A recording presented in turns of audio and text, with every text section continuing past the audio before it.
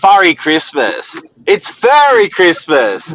But people buying pets for Christmas, particularly tenants or people buying pets in a strata block, can strata say no? Can your landlord say no? Stay tuned.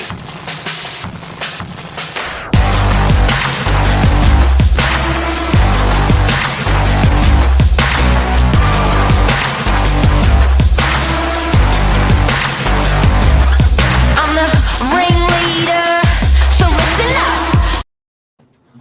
Good morning, Mark. I can't even blame that one on auto spelling. That was a genuine mistake. Let's just say I don't Furry talk Christmas? don't talk about my furries too much.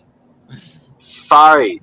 You drunk too much on the weekend at the under 30s Novak function. Well and truly.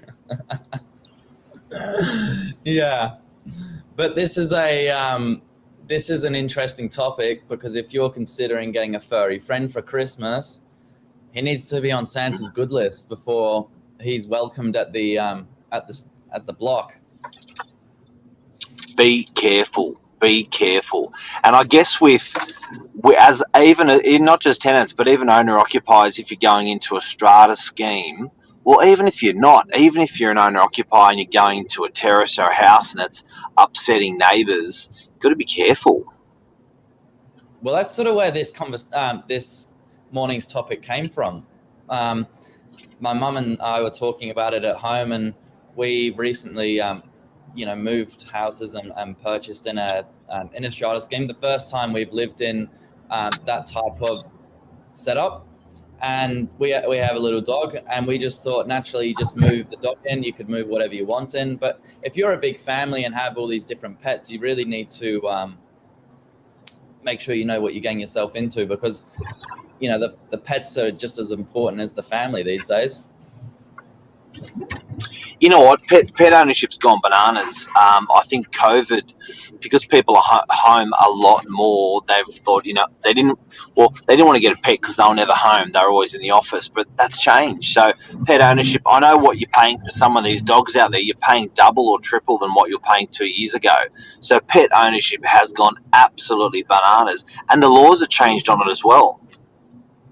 Yeah, and quite recently as well, Mark, without getting too much into the nitty-gritty and laws, in summary, the laws really do focus around the strata scheme as a whole, and making sure that pets are not interfering with others' peace and sort of use of the common property in general.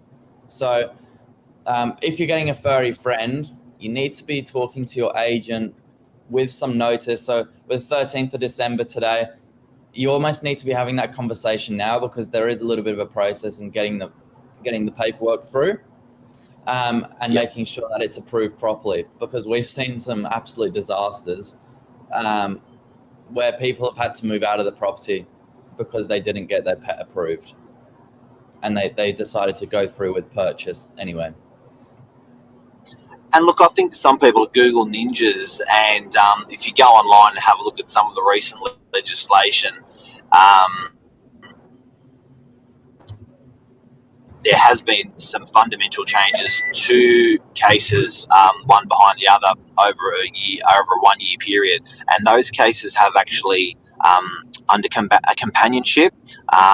They've sort of really pressed that point that stratas cannot say no. Strata schemes, which is when you're living in a unit or a townhouse, they can't say no, but there's still some really common sense stuff that does apply that can limit your pet or can restrict your pet that you've got to be sure about, that we'll talk about now. Yeah, that's right. Luke said don't buy a barking dog or a cat. That's the easiest way to do it. Yep. That's probably the biggest problem.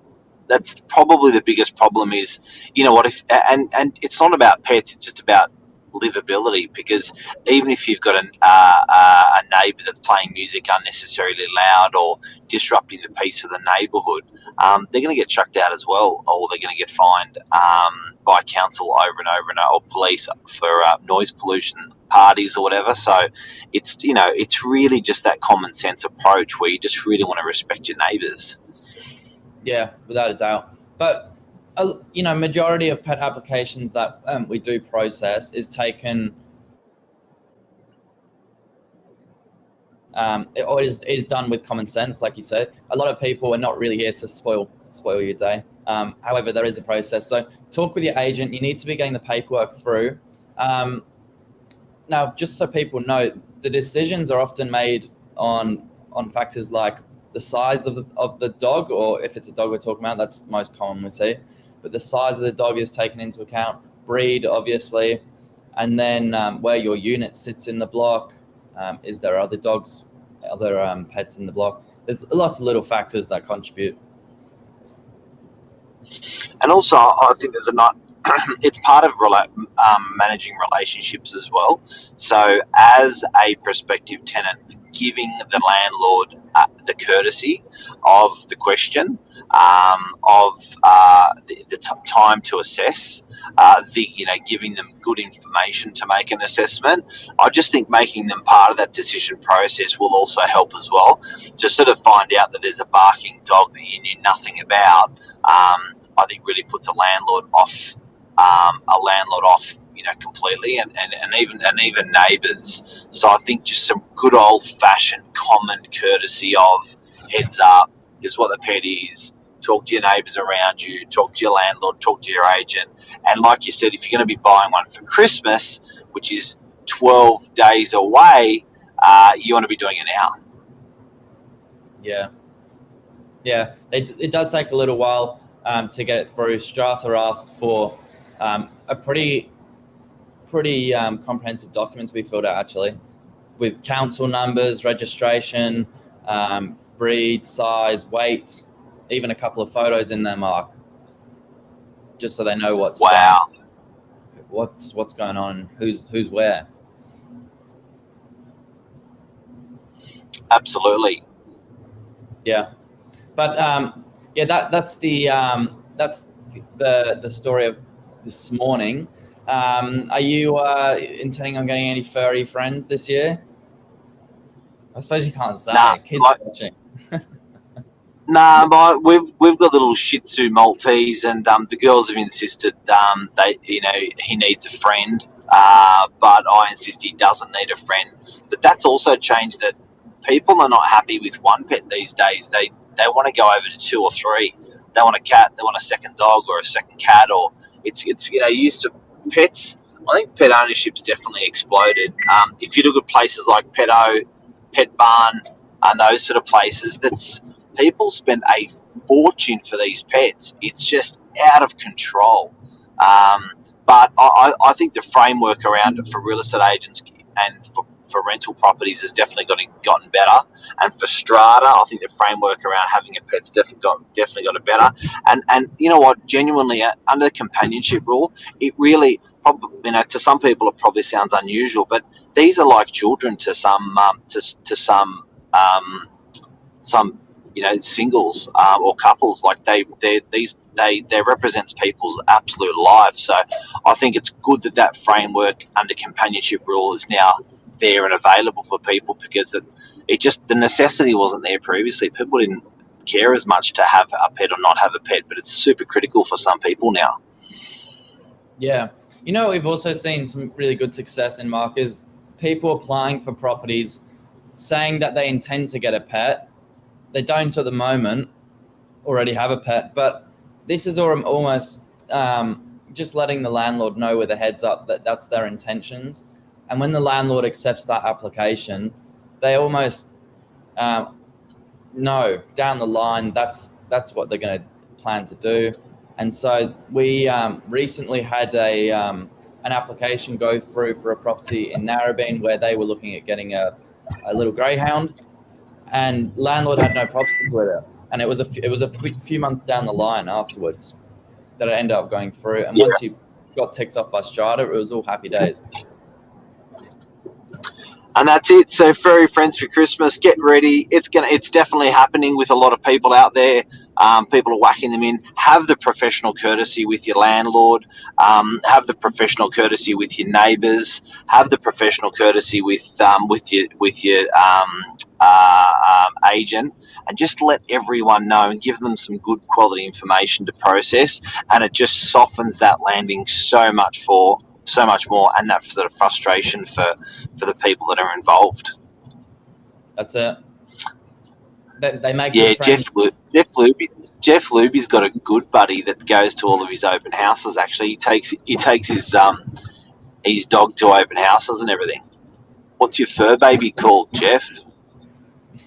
Yeah, but it's amazing. Like, seriously, a lot of people. Now, you mentioned something about allergies, Billy. Like, there's some landlords based on allergies have successfully said no to having pets in their property.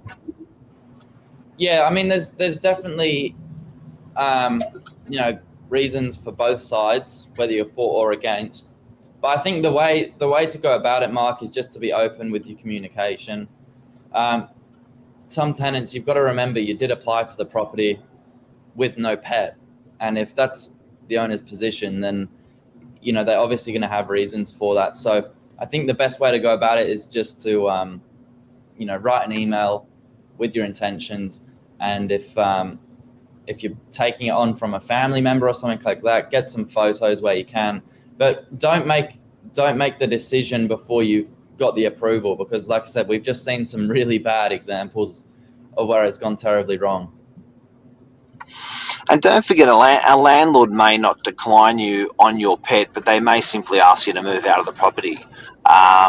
So that rapport, or that open and good quality communication is just very, very important. Do you know what I mean? Just to work a landlord through that process, super important. Jeff's little baby is Sasha, and Lisa reckons the kids are surprising me with a pet for Christmas.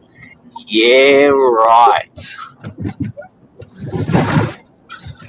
That I don't know if that's a present to you, Mark, or a curse.